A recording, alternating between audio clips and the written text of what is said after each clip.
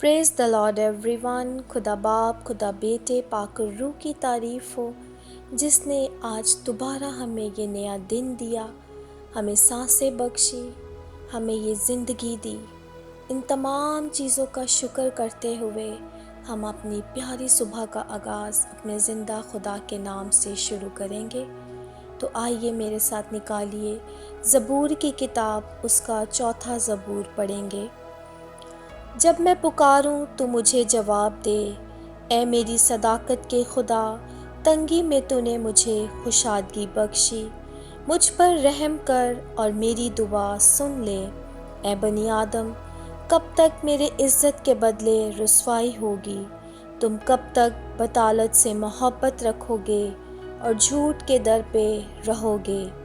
جان رکھو کہ خداوند نے دیندار کو اپنے لیے الگ کر رکھا ہے۔ جب میں خداوند کو پکاروں گا تو وہ سن لے گا۔ تھر تھراؤ اور گناہ نہ کرو، اپنے اپنے بستر پر دل میں سوچو اور خاموش رہو۔ صداقت کی قربانیاں گزرانو اور خداوند پر توکل کرو۔ بہت سے کہتے ہیں، کون ہم کو کچھ بھلائی دکھائے گا؟ اے خداوند، تو اپنے چہرے کا نور ہم پر جلوہ گر فرما۔ تو نے میرے دل کو اس سے زیادہ خوشی بخشی ہے جو ان کو گلہ اور مے کی فراوانی سے ہوتی تھی۔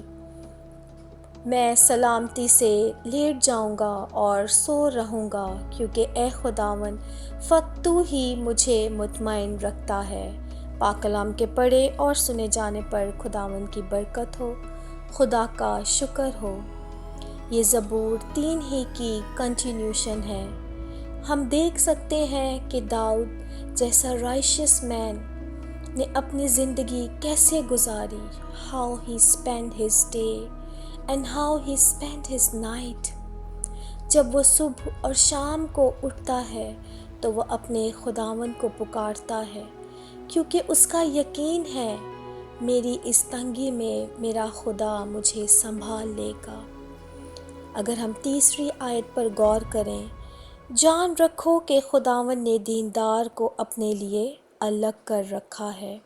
کتنی خوبصورت بات ہے کہ خداوند ہمیشہ اپنے دیندار لوگوں کو الگ کر رکھتا ہے، جیسا کہ اس نے داؤد کو اس کے دشمنوں سے الگ کر دیا، اس کی ہمیشہ حفاظت کی۔ اسی طرح ہمیں بھی دیندار بننا ہے تاکہ داؤد کی طرح ہمارا خداوند بھی ہماری حفاظت کرے۔ اگر ہم 7ویں آیت دیکھیں، تو نے میرے دل کو اس سے زیادہ خوشی بخشی ہے جو ان کو گلہ اور مے کی فراوانی سے ہوتی تھی۔ جب ہم خداوند میں مضبوط ہو جاتے ہیں، ہم خداوند کے اور بھی قریب آتے ہیں، تو ہماری زندگیوں میں وہ محفلیں، وہ ناچ گانا کچھ معنی نہیں رکھتا۔ اگر ہم اس محفل میں جائیں گے بھی تو ہم مطمئن نہیں ہوں گے۔ ہمیں لگے گا یہ سب تمام چیزیں ہمارے لیے نہیں ہیں، کیونکہ ہمارا دھیان ہمارے خداوند پر لگا رہے گا، کیونکہ یہ سب چیزیں ہمارے خداوند کو پسند نہیں ہیں۔ 8ویں آیت، میں سلامتی سے لیٹ جاؤں گا اور سو رہوں گا، کیونکہ اے خداوند فقط تو ہی مجھے مطمئن رکھتا ہے۔ کتنی خوبصورت بات ہے کہ داؤد جنگلوں میں بھی، پہاڑوں میں بھی سکون کی نیند سو رہا تھا، کیونکہ وہ جانتا تھا کہ میرا خداوند مجھے ہر مشکل سے نکالتا آیا ہے اور وہ مجھے سکون کی نیند بخشے گا۔ وہ مطمئن ہو کر سو گیا۔ کیا آج ہم اپنے گھروں میں اتنے مطمئن ہو کے سوتے ہیں؟ ہم جب سوتے ہیں تو ہم ہمیشہ سوچتے ہیں کوئی برا خواب نہ آ جائے۔ ہم ڈرتے ہیں کیونکہ ہمارا ایمان داؤد جیسا نہیں ہوتا۔ کتنی پیاری بات ہے، داؤد کو اپنے اوپر کتنا کانفیڈنس ہے۔